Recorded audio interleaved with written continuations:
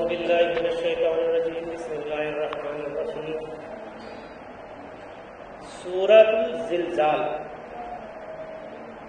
جسے لوگ عام طور پر اذا زلزلت کہتے ہیں، اسی کا نام ہے سورۃ زلزال۔ یہ جو ہے سورہ مدنی یا مکی ہونے میں بھی کچھ اختلاف ہے، لیکن جو اس پہ غور کیا جاتا ہے تو صاف نظر آتا ہے کہ مکی سورہ ہے۔ یعنی جو سورہ نازل ہوئی، جبریل علیہ السلام جو یہ سورہ لے کر آئے مکہ میں آئے حضور صلی اللہ علیہ وسلم پر، اور فضیلت کے اعتبار سے رسول اللہ صلی اللہ علیہ وسلم نے اسے 1000 آیت کے برابر قرار دیا ہے۔ یعنی اگر جو اس کو پڑھتا ہے، اس کو سمجھتا ہے اور اس پہ عمل کرتا ہے تو 1000 آیت کے برابر ہے۔ اور اس میں کل کتنی آیت ہیں؟ اس میں کل 8 آیت ہیں، مگر اس کا جو وزن ہے، جو اس کا مرتبہ ہے، 1000 آیت کے برابر ہے۔ یہ سورت اس کے بعد 3 سورتیں، سورہ عادیات، سورہ القاریہ، سورہ تکاثر، انداز آخرت کے حوالے سے خصوصی اہمیت کا حامل ہے۔ اب سورہ کی پہلی آیت دیکھیے، اذا زلزلت الارض زلزالہا، جب زمین ہلائی جائے گی جیسے ہلائی جائے گی، یعنی جب زمین ہلائی جائے گی جیسے کہ ہلائی جائے گی۔ یعنی تم انسان یہ تصور بھی نہیں کر سکتے، یعنی سوچ بھی نہیں سکتے کہ اس زلزلے کی کیفیت کیسی ہوگی۔ یعنی جو زلزلہ آتا ہے یہ زلزلہ نہیں، جو آخرت کا زلزلہ ہوگا وہ الگ طرح کا ہوگا۔ اس زلزلے کی کیفیت کیسی ہوگی؟ سورہ حج کے آغاز میں کیفیت کی شدت کا نقشہ اس الفاظ میں کھینچا گیا ہے، یا ایھا الناس اتقوا ربکم ان زلزلۃ الساعۃ شیء عظیم یوم ترونھا تذہل کل مرضعۃ عما ارضعت وتضع کل ذات حمل حملها وترى الناس سکارى وما هم بسکارى ولكن عذاب اللہ شدید۔ اے لوگوں، تقوی اختیار کرو، یعنی اللہ سے ڈرو اپنے رب کا، یقیناً قیامت کا زلزلہ بہت بڑی چیز ہوگی۔ جس دن تم اس کو دیکھو گے اس دن حال یہ ہوگا کہ بھول جائے گی ہر دودھ پلانے والی جسے وہ دودھ پلاتی تھی، اور دہشت کا عالم یہ ہوگا کہ ہر حاملہ کا حمل گر جائے گا، اور تم دیکھو گے کہ لوگوں کے جیسے وہ نشے میں ہوں، حالانکہ وہ نشے میں نہیں ہوں گے، بلکہ اللہ کا عذاب بھی بہت سخت ہے۔ یہاں پہ جو قیامت کا منظر کھینچا گیا ہے، دیکھیے اسلام کی بنیادی چیز میں ایک آخرت کا تصور ہے۔ ہم ایمان لاتے ہیں اللہ پر، اس کے رسول پر، فرشتوں پر اور اللہ کی کتاب پر اور یوم آخرت پر۔ اگر کسی انسان کے اندر آخرت کا تصور نہ ہو، وہ آخرت کو نہ مانے، تو وہ ہر غلط کام کرے گا۔ اس کو کوئی ڈر ہی نہیں کہ اللہ نے جانا حساب دینا ہے۔ تو اس لیے یہ پوائنٹ جو ہے آخرت کا تصور، اس کی سوچ انسان کے دل میں بہت مضبوط ہونی چاہیے، اور اسی کا نقشہ یہاں پہ اللہ نے کھینچا ہے کہ جس دن زلزلہ آئے گا قیامت والا، آخری زلزلہ، قیامت کی سب سے بڑی نشانی یہ ہے کہ جس دن سورج پشچم سے نکل جائے گا اس دن قیامت ہو جائے گی، اور جب سورج پشچم سے نکل جائے گا اس دن توبہ بھی قبول نہیں ہوگی، کسی کی توبہ نہیں قبول ہوگی، چاہے کوئی بھی، تو اس کے بعد قیامت برپا ہو جائے گی۔ یہ سب سے بڑی نشانیوں میں کہ جب سورج پشچم سے نکل جائے گا۔ اب دوسری آیت میں دیکھیے، وَأَخْرَجَتِ الْأَرْضُ أَثْقَالَهَا، اور زمین اپنے سارے بوجھ نکال کر پھینک دے گی۔ یعنی اس دن زمین اپنے اندر میں جو بھی چیزیں دفن کیے ہوئے تمام انسانوں کو، یعنی مردوں کو، جس حالت میں ہوں گے نکال کر باہر ڈال دے گی۔ اگر ان کے ذرات منتشر ہو کر زمین کے طویل عرض میں پھیلے ہوں گے تو ان کو بھی یکجا کر دیا، مطلب اکٹھا کر دیا جائے گا۔ واضح رہے کہ جو انسان اصطلاحی مفہوم میں زمین کے اندر باقاعدہ دفن نہیں ہوتے ہیں، مثلا سمندر میں غرق ہو جاتے ہیں، جلا دیے جاتے ہیں، ان کے اجسام کے اجزائی ذرات کسی بھی نہ کسی شکل میں بالآخر زمین میں ہی جذب ہو جاتے ہیں۔ بھئی آدمی کیا کرتا ہے، پانی میں ڈوبا، اس سے سڑا گلا، پھر بھی جا کے مٹی میں ہی کہیں نہ کہیں ہو جاتا ہے۔ راکھ جلایا، راکھ جائے گی کہاں؟ کچھ لوگ ندی بہوا دیتے ہیں، کچھ لوگ پہاڑ پر چھوڑ دیتے ہیں، بھی وہ کسی نہ کسی شکل میں آگے مٹی میں ہی مل جاتی ہے۔ وہی پہ اللہ تعالیٰ کہہ رہا ہے یہاں پہ کہ کسی بھی شکل میں، کسی نہ کسی شکل میں بالآخر زمین میں ہی جذب ہو جاتے ہیں، اور قیامت کے دن زمین سے ہی برآمد ہوں گے۔ سورہ طٰہٰ کی آیت اس لحاظ سے بہت واضح ہے، منہا خلقناکم وفیہا نعیدکم ومنہا نخرجکم تارۃ اخری۔ یہ سورہ طٰہٰ کی آیت ہے، اور یہی جب ہم مٹی دینے جاتے ہیں، کسی کی میت ہو جاتی ہے تو یہی آیت پڑھتے ہیں، یہ دعا ہے۔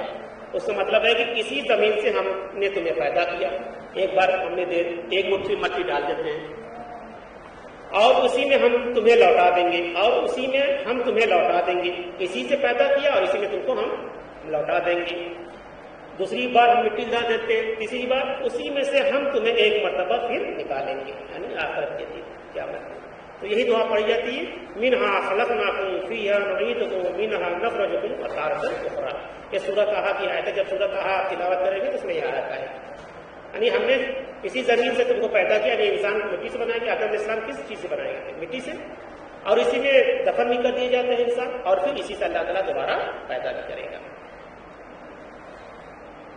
وقال الانسان ما لا، تو انسان کیا کہے گا؟ وقال الانسان ما لا، اور انسان کہے گا کہ اسے کیا ہو گیا ہے؟ یومئذ تحدث اخبارا، اور اس دن یہ اپنی خبر کہہ سنائے گی۔ جو اخبار میں دیکھیں یہی لفظ دیا گیا، اخبار مانے خبر دینے والا۔ یومئذ تحدث اخبارا، اس دن یہ خبر کہہ سنائے گی۔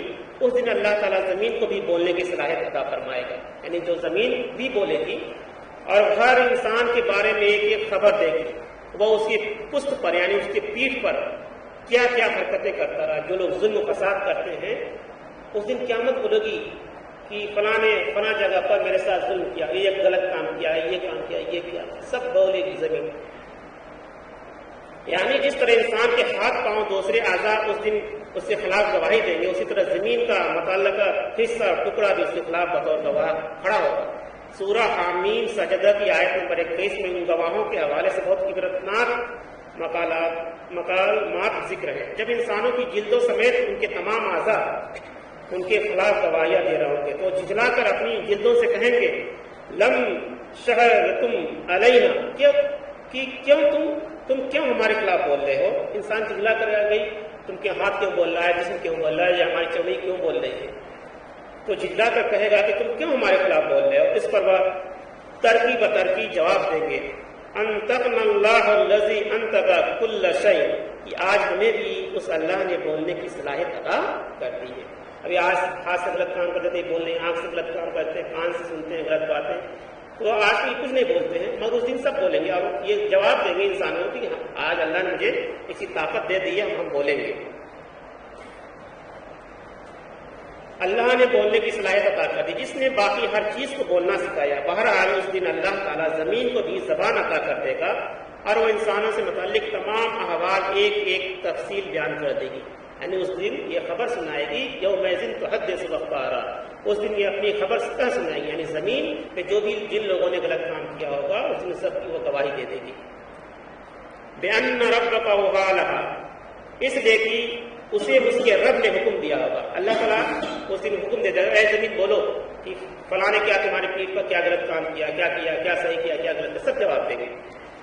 یومئذ یصدر الناس اشتاتا، اس دن لوگ علیحدہ علیحدہ ہو کر نکل پڑیں گے، یعنی الگ الگ۔ اشتاتا جمع ہے شت کی، یعنی منتشر اور متفرق، نسل حالت کی وجہ سے ہے۔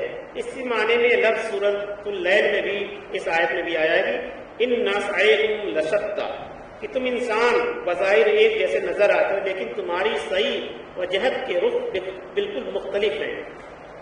لِيَرَوْا أَعْمَالَهُمْ، تاکہ انہیں ان کے اعمال دکھا دیے جائے۔ اللہ تعالیٰ کہا کہ ایسا کیوں ہوگا؟ کیونکہ ہم اس دن سارے انسانوں کے اعمال دکھا دیں گے کہ کون کتنا بڑا پرہیزگار ہے اور کون کتنا بڑا بدی ہے، خراب انسان ہے۔ یہاں بھائی ہم لوگ کسی کے بارے میں کچھ نہیں کر سکتے کہ کون نیک ہے کون بد ہے، کسی کے بارے میں کچھ نہیں کرنے کا اختیار دیا ہے اللہ نے، تو مگر اس دن سارا معاملہ کھل جائے گا، ایک دم ویڈیو کی طرح سے چلنے لگے گی اسکرین۔ تو اللہ تعالیٰ یہ کیوں بتاتا ہے؟ بھائی یہ آیت میں بیان کیوں کرتا ہے؟ ہم لوگ بار بار اس کو پڑھا ہے مگر کچھ لوگ پہلی بار سن رہے ہیں، ایسا کیوں؟ کیونکہ اللہ تعالیٰ نے کہا کہ ہم تم کو بتا دیے تھے کہ دیکھو ہم ایسے ایسے حساب لیں گے، تم بچ کے رہنا، پیپر صحیح سے حل کر کے آنا، مگر ہم لوگوں نے پڑھا نہیں، عقیل نہ کسی نے سمجھایا بھی نہیں۔ ایسے کچھ لوگ ایسے بھی مر جاتے ہیں جو قرآن میں کیا لکھا ہے کچھ معلوم ہی نہیں ہے۔ یہ بہت بڑی ہم لوگوں کی سمجھ لیں بہت بڑی کوتاہی ہے، بہت بڑا گھاٹا۔ تو جاننا چاہیے، جب جانیں گے تبھی عمل کریں گے۔ تو اس سے بچنا چاہیے، جو بھی غلط کام ہو، چاہے اندھیرے میں ہو، چاہے اجالے میں ہو، چاہے کمرے کے باہر ہو، چاہے کمرے کے اندر ہو، چاہے پردے کے پیچھے ہو، جو بھی گناہ سب اللہ تعالیٰ دیکھ رہا ہے، اسی سارا کا سارا حساب سب انسان کو ہو جائے گا۔ یہاں جتنے لوگ بہت بڑے بڑے جو اکڑو خاں بنتے ہیں، سب اس دن سب کی حالت سیدھی ہو جائے گی.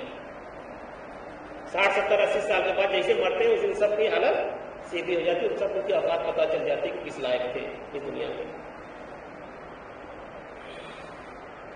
تاکہ ان کے اعمال دکھا دیے جائیں گے. اس منظر کی ایک جھلک سورہ کہف میں اس آیت میں بھی دکھائی گئی ہے.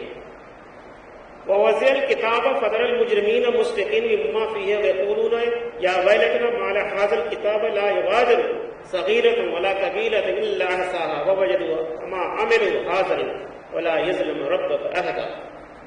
یہ سورہ کہف کی آیت ہے.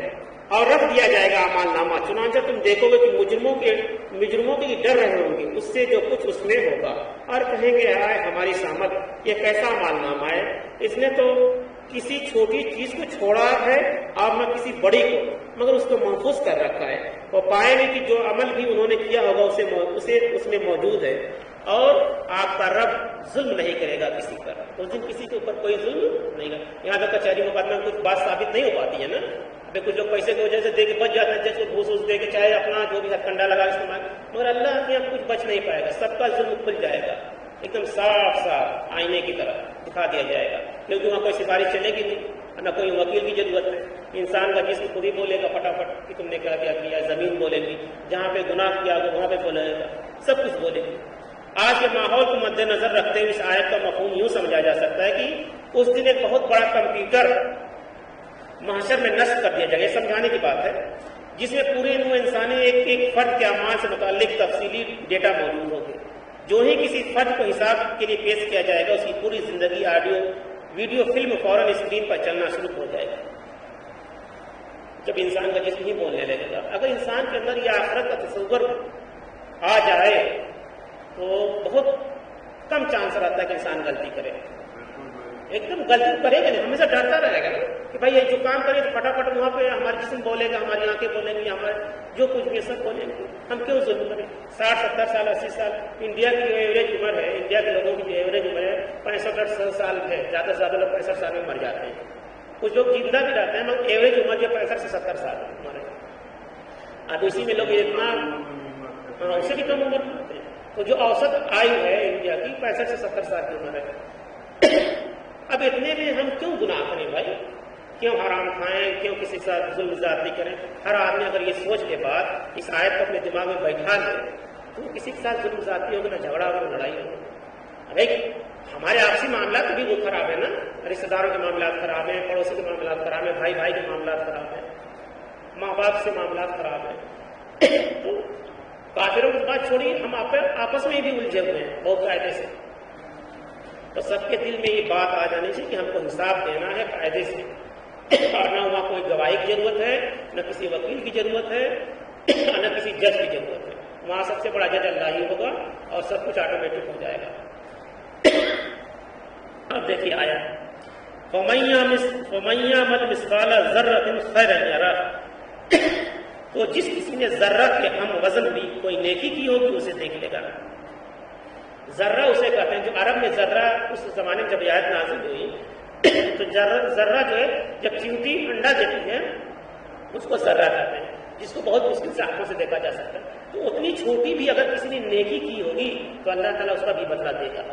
وَمَن يَعْمَلْ مِثْقَالَ ذَرَّةٍ خَيْرًا، خیر مطلب نیکی. تو جس کسی نے ذرہ کے ہم وزن بھی کوئی نیکی کی ہوگی اسے دیکھ لے گا. اب آخری آیت میں کیا ہے؟ وَمَن يَعْمَلْ مِثْقَالَ ذَرَّةٍ شَرًّا يَرَهُ. اور جس کسی نے ذرہ کے ہم وزن کوئی بدی کی ہوگی وہ بھی اسے دیکھے گا. یعنی چیونٹی کے انڈے کے برابر بھی اگر کسی نے برائی کی ہوگی اس کا بھی بدلہ اللہ تعالیٰ اس دن دے دے گا سب کو. اس لیے کہا جاتا ہے اللہ کے یہاں کسی کے ساتھ کوئی ظلم نہیں ہوگا، کسی بھی طریقے کا ظلم نہیں ہوگا. جتنا کیا ہوگا اتنا اس کو ملے گا. اگر اتنی نیکی کی ہو تو اس کو بدلہ نیکی دے دیا جائے گا، جتنا برائی کیا تو اس کو دیا جائے گا. وَمَن يَعْمَلْ مِثْقَالَ ذَرَّةٍ خَيْرًا يَرَهُ وَمَن يَعْمَلْ مِثْقَالَ ذَرَّةٍ شَرًّا يَرَهُ.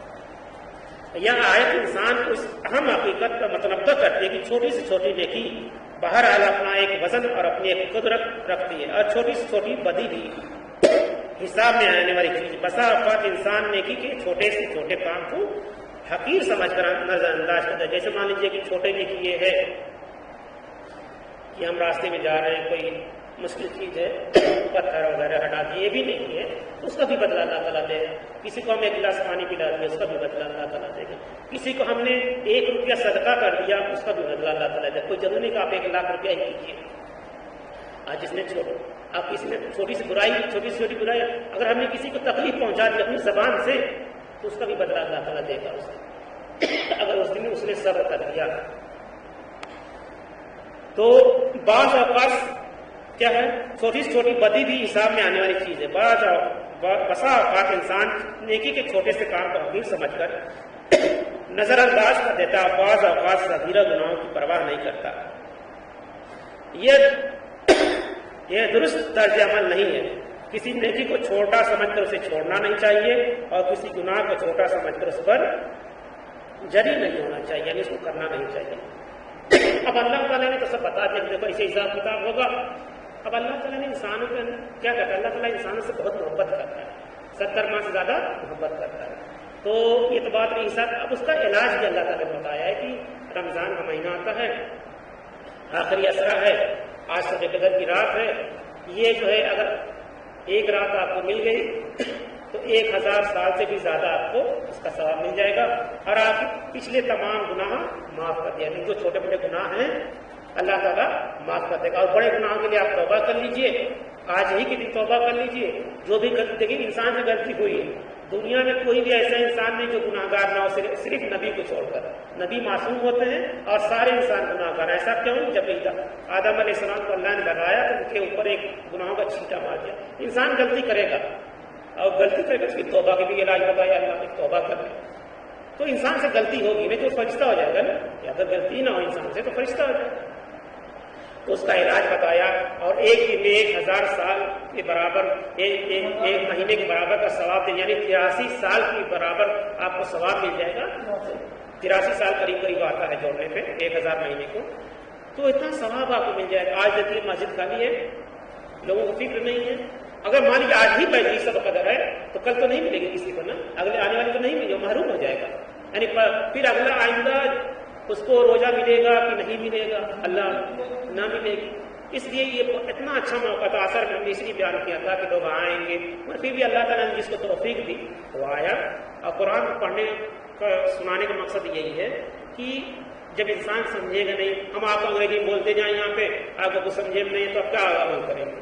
اسی طرح سے عربی ہم نہیں سمجھ سکتے، یہ ہماری سب سے بڑی غلطی ہے. یہ مدرسے والوں کی بھی غلطی ہے کہ انہوں نے ہم کو عربی نہیں پڑھایا، مگر عالموں نے ترجمہ کر دیا ہے، ہر زبان میں ترجمہ کر دیا. ہم پڑھیں پڑھائیں اور لوگوں کو سمجھائیں. اللہ تعالیٰ کیا ہے کہ وہ اس شخص سے بہتر کسی کی بات ہی نہیں ہو سکتی جو قرآن سیکھے اور سکھائے. سیکھے سکھانے سے مراد ہے قرآن کو سمجھائے لوگوں کو. جیسے ہم صرف عربی پڑھتے جاتے ہیں، اس میں 1 نیکی ملتی ہے، اور جب ہم ترجمہ کے ساتھ پڑھ لیتے ہیں، تفسیر پڑھ لیتے ہیں تو 10 نیکی ملتی ہے. یعنی ہم 9 نیکی سے محروم ہیں. یاد رکھیے اللہ تعالیٰ نیکی دیتا ہے، ایسا نہیں کہ جو آپ تلاوت کرتے ہیں اس پہ نیکی دیتا ہے، ایسا نہیں ہے. مگر اگر آپ اس کو ترجمہ پڑھ لیتے، اس پر عمل کرتے، اس پر زندگی گزارتے تو بہت ثواب آپ کو ملتا. سمجھ جائیے کتنا ثواب ملتا. تو آج کے دن جو ہے مغفرت والی رات ہے، تقدیر بدلنے والی رات ہے، رزق مانگنے کی رات ہے. اللہ تعالیٰ سے رزق مانگے تو اللہ تعالیٰ آپ کی جس رزق کمی ہے اس کو بڑھا دے گا. اللہ تعالیٰ کسی کی دعا کو رائے گا نہیں کرتا ہے، یعنی بیکار نہیں کرتا. اس دیر میں قبول ہوگی، اس کے بدلے ہو سکتا ہے اس سے اچھی کوئی چیز آپ کو دے دی جائے. اس لیے اس رات کی بڑی اہمیت ہے، حکمت ہوتی ہے. تو اللہ تعالیٰ جو ہے، اور اس کی ایک دعا ہے، شب قدر کی ایک دعا ہے. ابھی تہجد کی نماز ہو جائے گی، جس وقت ہوگا وہ اپنا اس دعا کو پڑھے، اللہم انک عفو تحب العفو فاعف عنی. اس دعا کو بار بار پڑھیں. حضرت عائشہ رضی اللہ عنہا نے حضور صلی اللہ علیہ وسلم سے پوچھا کہ آپ مجھے کوئی دعا سکھا جاتے، تو آپ نے یہی دعا سکھائی تھی ان کو کہ ایک جو ہے بار بار شب قدر کی رات میں پڑھا تھا. تو اس دعا کو پڑھیے، استغفر اللہ پڑھیے، اللہم اغفر لی پڑھیے، ربنا آتنا فی الدنیا حسنہ. اپنے ماں باپ کے لیے دعا کیجیے، مردوں کے لیے دعا کیجیے، اپنے رشتہ داروں کے لیے دعا کیجیے، بیماری کے لیے دعا کیجیے. اللہ تعالیٰ کہتے ہیں جو کچھ مانگو ہم سب تم کو دیں گے. یہاں تک کہہ دیتا ہے اللہ تعالیٰ تمہارا جوتا کا اگر تسمہ یعنی فیتا بھی ٹوٹ جائے، پھٹ جائے، اس کو بھی مانگو ہم دیں گے. مگر یقین ہونا چاہیے، اس طرح کا ہمارے پاس نیکی ہونی چاہیے. اور اللہ تعالیٰ بڑا غفور الرحیم ہے. اگر آپ ایک بار سجدہ کر کے اپنے آنکھوں سے آنسو نکال دیتے ہیں تو اللہ تعالیٰ اس آپ کے گناہ کو معاف کر دیتا ہے. ہم بتا رہے ہیں کوئی بھی دنیا میں کوئی بھی انسان ایسا نہیں جس سے گناہ نہیں ہوتی ہے. ہر انسان سے گناہ ہوتی ہے، مگر یہ کہ آپ اس کو توبہ کر لیجیے، پھر اس گناہ کو دہرائیے مت.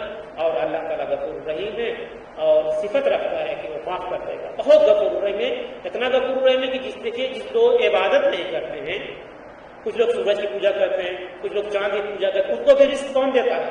اللہ ہی دیتا ہے نا. اللہ کو تو نہیں مانتے نا، اللہ کے سامنے سجدہ نہیں کرتے ہیں، پھر بھی اللہ تعالیٰ ان کو، یہ رحمان کی صفت ہے، الرحمان الرحیم، کہ ہم سب کو دیں گے، ہم سب کو دیں گے. جس کو ہم نے پیدا کیا ہے، جس کو زندگی دی ہے، ہم سب کو رزق دیں گے. کسی کو کم دیں گے، کسی کو ضرورت سے زیادہ دیں گے، کسی کو ضرورت سے کم، مگر دیں گے سب کو. مگر آخرت کے دن کسی کو یہ بات نہیں رہے گی، کسی کو رحم نہیں کیا جائے گا. وہاں پہ فیصلہ کا دن ہوگا. کیا ہوگا؟ مالک یوم الدین، یعنی اس دن کا مالک اللہ ہوگا اور ایک دم فیصلے کا. وہاں پہ کوئی رحم ہم کی ضرورت نہیں ہوگی کسی کو، بس جو کیا ہوگا اس کو مل جائے گا. ہاں، مسلمانوں کے لیے خاص طور پہ وہاں پہ اللہ تعالیٰ ان کے عیب کو چھپا دے گا، کچھ عیبوں کو اللہ تعالیٰ معاف بھی کر دے گا، اپنے رحم کر دے گا لوگوں کے اوپر. دنیا میں بہت سے لوگوں کے عیب کو اللہ تعالیٰ پوشیدہ، اس لیے کہا جاتا ہے حدیث میں کہ تم جو ہے دوسرے کے عیب کو چھپاؤ، اس کو ان کا بیان نہ کرو، کیونکہ اللہ تعالیٰ عیب کو چھپانے والا ہے. الستارون جو اللہ تعالیٰ کے 99 نام ہے، اس میں الستارون جو نام ہے وہ عیب چھپانے والا ہے. اسی طرح سے آپ جیسے مان لیجیے کہ العفون، یہ بھی اللہ کا صفاتی نام ہے، یعنی درگزر کرنے والا، معاف کرنے والا. الصبور یعنی صبر کرنے والا، یعنی کسی کو مان لو کوئی مصیبت پریشانی ہے تو یہ بار بار پڑھے الصبور الصبور، اللہ تعالیٰ اس کے اندر صبر کا مادہ پیدا کر دے گا. اس طرح سے بہت سی چیزیں ہیں. وہ کتاب ہے، اس میں سب اللہ کے 99 نام ہے، اس کا مطلب بھی دیا ہوا ہے. تو اس کو بار بار پڑھیں، غور فکر کریں، تدبر کریں. قرآن یہ تدبر کی کتاب ہے، سوچنے سمجھنے کی کتاب ہے. ہم لوگ سراسر پڑھتے چلے جاتے ہیں. کیوں پڑھتے چلے جاتے ہیں؟ ہمارے جو بھی لوگ تھے انہوں نے بتایا نہیں، سمجھایا نہیں، پھر بھی ہم لوگ کی زندگی اللہ نے دی ہے. آپ کے قرآن مسجد میں موجود ہے، آپ پڑھیے، حدیث کتاب موجود ہے. ہم بھی رہتے ہیں، عارف بھائی بھی رہتے ہیں، کوئی بھی رہتا ہے، کسی سے بھی پوچھ. دیکھیے علم حاصل کرنے میں کوئی شرم نہیں کرنی چاہیے. ہم بھی ٹیچر ہیں، ہم بچوں کو یہ سکھاتے ہیں کہ علم حاصل کرنے میں کوئی شرم نہ کرو، بے جھجک پوچھو، بار بار پوچھو. اور استاد کا بھی یہ کام ہے کہ بچوں کو بتائے، چاہے بچے ہیں، بوڑھے ہوں، کوئی بھی جوان ہو، سب کو بتانا چاہیے اور بابا قاعدے سے سمجھانا چاہیے. اور اللہ کی کتاب ہے، اس کا اجر تو اللہ تعالیٰ دے گا. تراویح میں لوگ کیا کرتے ہیں؟ کافی لوگ جہاں کم پیسہ ملتا وہاں جاتے ہی نہیں پڑھانے، یعنی وہ تراویح پڑھا کر اس کا اجر دنیا میں لے لیتے ہیں. اللہ کے یہاں کیا لیں گے؟ کیا لیں گے؟ ہم تو پوچھتے نا کہ تھوڑے سے حقیق قیمت سے تھوڑے سے پیسے کے تم اللہ کے کلام کو بیچ دیتے ہو، تم آخرت میں کیا پاؤ گے؟ کیا ملے گا؟ جذبہ ہونا چاہیے. ٹھیک ہے، جو مل جائے اس کی پرواہ نہیں کرنا چاہیے. بہت بڑا اجر اللہ تعالیٰ دے گا. حافظ کے بارے میں اللہ تعالیٰ حدیث میں، صحیح حدیث میں ہے کہ ان کو اگر کوئی نیک حافظ ہے اور صحیح حافظ ہے، قرآن کو سمجھنے والا ہے، تو جنت اس دن اس کو سونے کا تاج پہنایا جائے گا اور ایک پاور دیا جائے گا اس کو. وہ سفارش کر دے گا اپنے والدین کی، اگر کچھ کمی بیسی جو سفارش کرتے وہ جنت میں داخل کرا دے گا. یہ اہمیت ہے حافظ. ایسا نہیں ہے، مگر اس طرح کے حافظ ہونے چاہیے. دنیا والے حافظ نہیں کہ قرآن کی پوریا بنا کے بیچ رہے ہیں، تب ان کو کچھ نہ ملے گا. اس دن تو کچھ نہ ملے گا، اس کو کوئی حصہ نہ ہوگا.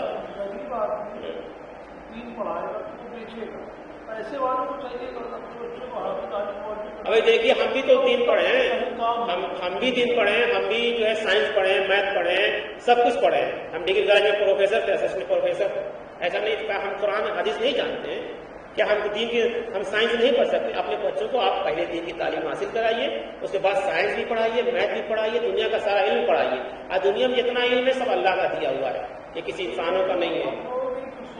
ایک غلط سوچ ہے، دین اور دنیا ایک دم الگ نہیں ہے. الگ نہیں ہے. سوچتے ہیں کہ جو دنیا کے کاروبار ہے اس سے دین سے کوئی مطلب نہیں. نہیں، غلط ہے. قرآن پڑھو تمہارے کو یہی دین ہے. قرآن تمہارا دین نہیں ہے، یہ ایک رکن ہے، اس کا ایک حصہ ہے. آپ کی پوری زندگی قرآن کے مطابق ہونی چاہیے. بھائی دنیا کس کے لیے بنائی گئی؟ انسانوں کے لیے بنائی گئی نا. تو دنیا الگ کیسے ہو جائے گی؟ دنیا الگ نہیں ہے دین سے. دنیا میں اللہ کے جو حکم ہے، جو شریعت ہے، اس کے حساب سے اگر زندگی گزاریں گے تو دین ہے. نہیں ہے اگر مسجد میں بھی اگر شریعت آپ جا پورا طرح نماز پڑھنا ہے تو مسجد میں بھی آپ پڑھیے تو بددین ہو جائے گا. اسی طرح جو بھی کام کیجیے، سونا اٹھنا بیٹھنا کھانا پینا سونا سب دین ہے، سب دین ہے۔ اپنے بچوں کو علم سکھائیے، قرآن پڑھائیے، اس کے بعد کالج میں بھیجیے، یونیورسٹی میں بھی بھیجیے۔ اللہ نے کہیں منع نہیں کیا کہ اپنی دنیا کو ایسی تعلیم حاصل نہ کیجیے۔ اللہ تعالیٰ سے دعا ہے ہم لوگوں کو قرآن پڑھنے اور سمجھنے اور اللہ سے آج خوب مغفرت کر لیجیے۔ ابھی نماز ہو جائے گی تہجد کی، اس کے بعد جس کی جو طاقت ہے دعا پڑھے، استغفار کرے۔ اللہ تعالیٰ سب کی دعاؤں کو قبول کرنے والا ہے۔ اللہ تعالیٰ سے دعا ہے کہ ہم لوگ اس آیت کا عمل کرنے کی توفیق عطا فرمائے، آمین ثم آمین۔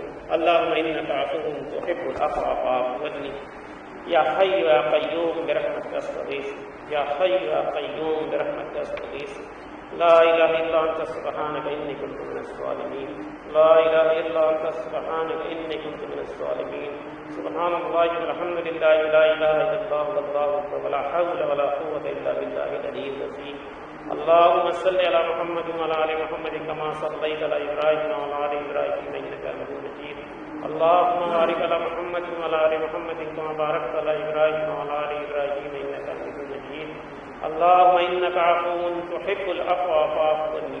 اے اللہ تو بخشنے والا ہے، تو رحم فرمانے والا ہے، تو بخشش تو پسند فرما دے اللہ، لہٰذا ہم سب کی مغفرت فرما دے، ہمارے والدین کی مغفرت فرما دے، ہمارے عزیز و اقارب رشتہ داروں کی مغفرت فرما دے، اہدنا الصراط المستقیم پہ چلنے کی توفیق عطا فرما دے، قرآن کو پڑھنے اور سمجھنے کی توفیق عطا فرما دے۔ اللہم انک عفو تحب العفو فاعف عنی، ربنا اغفر لی ولوالدی وللمؤمنین عزیز و اقارب، ربنا اغفر لی ولوالدی وللمؤمنین یوم یقوم الحساب، اللہم انی اسألک الصحة والعافیة والایمان والعزیة القدر۔ اے اللہ تعالیٰ ہم لوگوں کو صحت عطا فرما دے، اے اللہ تعالیٰ ہم کو اپنے تقدیر پر راضی عطا کر دے، اے اللہ ہم کو رزق عطا فرما دے یا اللہ۔ اللہم اغفر لی وارحمنی واہدنی وعافنی وارزقنی اللهم إني أسألك الصحة والعافية والإيمان والعزية بالقدر، ربنا لا تؤاخذنا إن نسينا وأخطأنا، ربنا ولا تحمل علينا إصرا كما حملته على الذين من قبلنا، ربنا ولا تحملنا ما لا طاقة لنا به، واعف عنا واغفر لنا وارحمنا أنت مولانا فانصرنا على القوم الكافرين، ربنا آتنا في الدنيا حسنة وفي الآخرة حسنة وقنا عذاب النار، وقنا عذاب النار، وقنا عذاب النار، وقنا عذاب القبر، وقنا عذاب الحشر، ولوالديه وللمؤمنين عزيز وقارب، یا ذو الجلال والاکرام، یا ذو الجلال والاکرام، یا ذو الجلال والاکرام۔ رب انی مغلوب فانتصر، رب انی مغلوب فانتصر، رب انی مغلوب فانتصر، لا الہ الا اللہ محمد رسول اللہ صلی اللہ علیہ وآلہ وسلم۔